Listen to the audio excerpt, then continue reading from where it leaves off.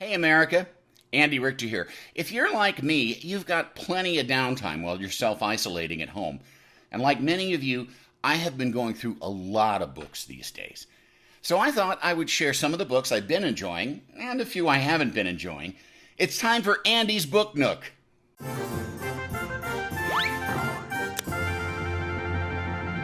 First up is The Gatehouse by Nelson DeMille. You know, I've been meaning to check out this book for a while. It's literally been sitting on my shelf for years, but I never got around to it. Then about a week ago, I ran out of toilet paper at my house. Desperate, I grabbed my copy of The Gatehouse, and boy, am I glad I did. Its pages were surprisingly thick and soft, and as you can see, I'm almost finished with the book. I never want it to end. I highly recommend it as toilet paper. I give this book 4 squares out of 5. Next up is Anna Karenina. This is a classic book, but an absolute disappointment as toilet paper.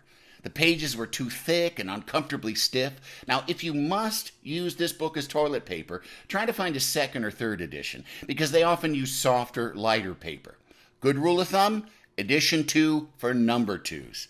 For this first edition, 2.5 squares.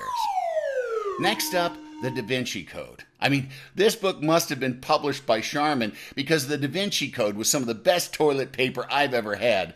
Absorbing and absorbent. I finished a copy of this book in one sitting after accidentally eating some expired bologna. 5 squares. Next up, this issue of Vanity Fair magazine. Now, if you think a high-end glossy magazine would make bad toilet paper, you're right.